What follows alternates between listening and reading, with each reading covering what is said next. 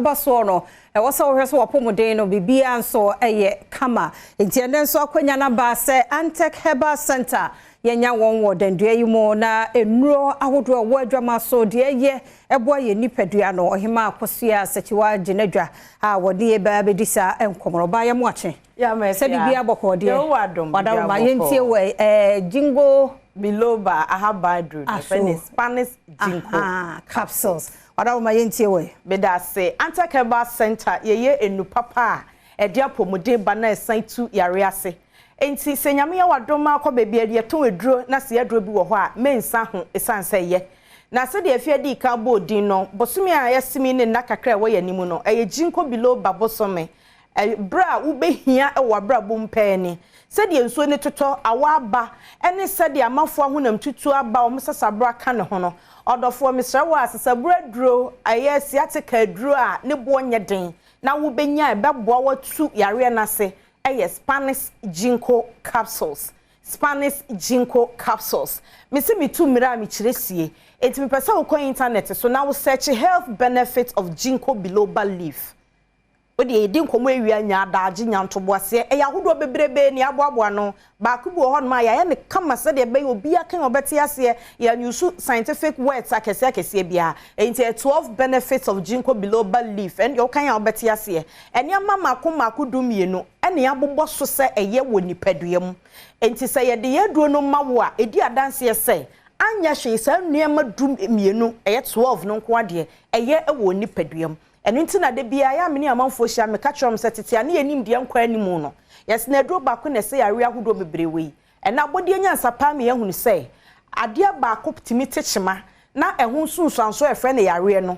ebi wo osoro ebi wo fam ebi wo mfinfin ebi wo basa ebi timi ko ba bia yahunu se health benefit anase apomuden ni amapa ewo Ginkgo biloba leaf ahaban na yen de soya oil aka ho aye Spanish Ginkgo capsules no ekita antioxidant o bebi sase no so ne den antioxidant na ene ya hoden a suppress enema body e friend say free radicals do so a etimi ha o cells se de yankopon boye no ade bi kura ye mu eno ne ma wo ye nipa wo ye no etimi ha sa cells no ema cells no e wo se ebinyini na wo tweme no ebinyini daduanu ba ko 21 days ebinyini bosome se de wo senko nyini a no wawu na fofra ba besia na mu no ebreso so obewu a wonwu no aye kan wensene utira nye ya na aye cancerous na de cancer ebrew abodi anya nsapa kire se uni cancer cells na no Spanish Ginkgo capsules a ene na ebi makura odi bo ho ban ebiem obi a wanya cancer cells na dada no obi a wa cancer bia wonim say e friend stages stage 1 stage 2 stage 4 and no do end stage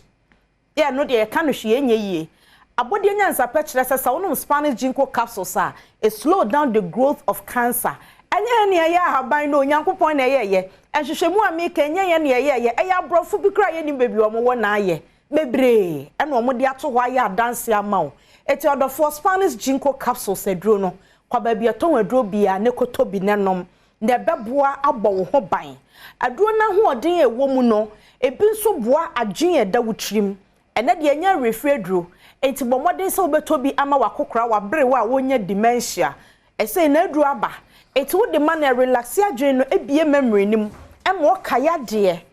ye fredro no Spanish Ginkgo capsules obi a wadi 12 years bi atimi nombi de o ma abofra no fo ennombi eno penfo nso nom yene aya ka de obi anombi a so ye oba na se be ma na eboawo na woni aya na mekanfo mo omo pi enso so ye ema ye twabra na ye hormonal changes na abaniti no ama ahoyira na eto de bia otiri hu kura ekuni ade mesoro kohwehwe aduro ye friend Spanish Ginkgo capsules eko ni peduamu a eboa se de be ya nsachraye na eba no emfa sunsanso obi amre woni pedua na believe normal life ahohyehye ona se yehye wo den o na ni nyina afi ho a reference so de away ena na ho den no san kra wakoma nam na ewo ho no obi akọ hospital aka chance wonya heart enlargement yeso obi anya athletic heart konomeduru ebeboa akoma nam no na ma wakoma enya ahoden na mfa so afufre wo so ne say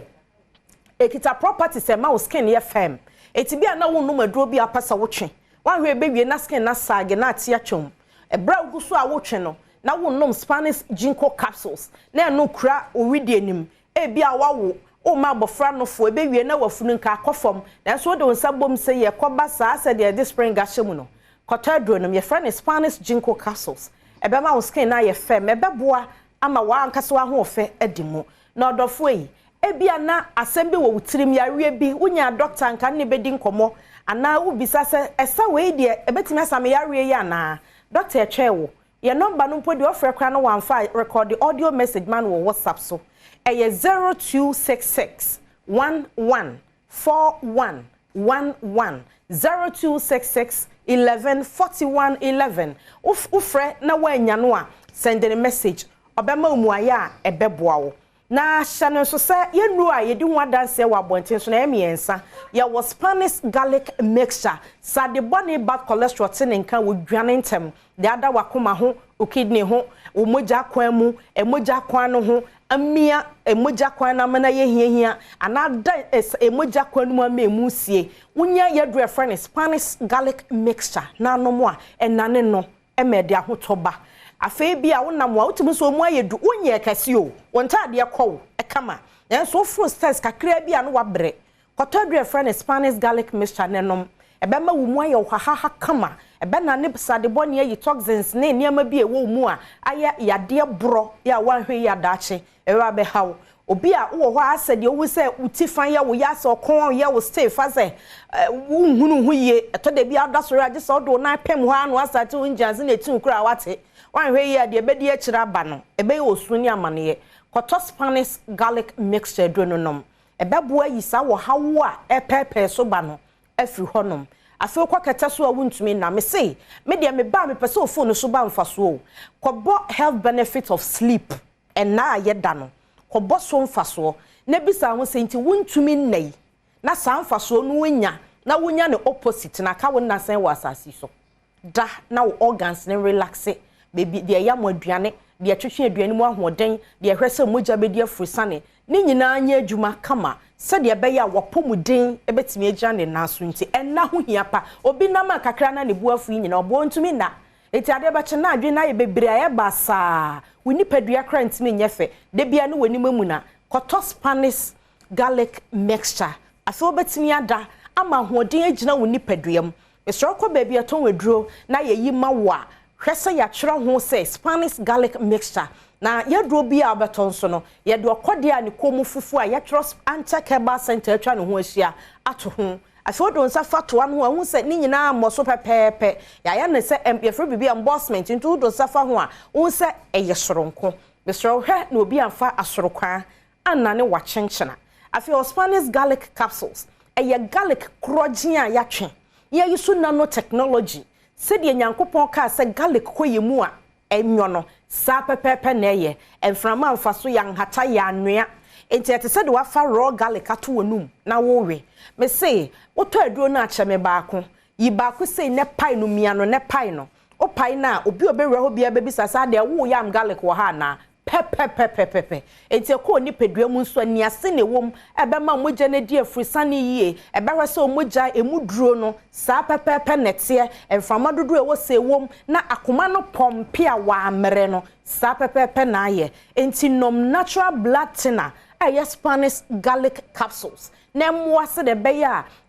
usadi sugar level costly because receptors na wasa ye adwuma na a separate sugar no mani kogu ba bia sese egu na ntime nya na adwuma yie anase akoma no pompe moja na enkontu okofa ahoden fufuro bi pressure bi na odi aye adwuma no Spanish garlic capsules sebeboa wo pa ye nro wo drugstores ene herbal centers wo kumase ana santimantemu a kokeo ba bia to aduro bia ro benya bia to aton sanso na wo akran so na duro kan hia ene Angel Herbal Rejoice na nabwache eya na mempesa mebubodi no be number ni bi ho eti ya number no 0266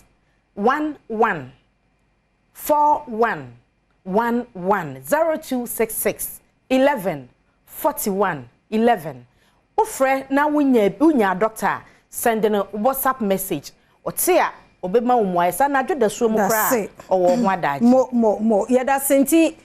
number ni ye wo frɛ wo mo ade kire wadwen wo de o kan ye nyina ho no na doctor ne wo akasa na sectorial debate no ebeba so na mum hye no so ye hwe ye kasa ye kobai ebia no wani je ho sɛ wo pese wo so hwe bie na utie bie wo ne problem adwumenti wo betimi ahwe live on Facebook/Adom TV Extra. So when you're shankani nkwade a wetimi ahwe na YouTube so Adom TV Tube. Emrebe mu so office baby a wo bia na wakọ internet ne so wa log ko adomonline.com news so stories bibia video audios bibia and so e wo hon mo bia fe Instagram X na TikTok ho nyina Adom TV ho podcast so ye wo hono mo nti nsem ni nyina no na ye de agugu hono mo wadaroma na afi waka ye ho ye kwai Sister Sunday be oye guy sectorial debate no so etwa so media fia amankwa tamaklo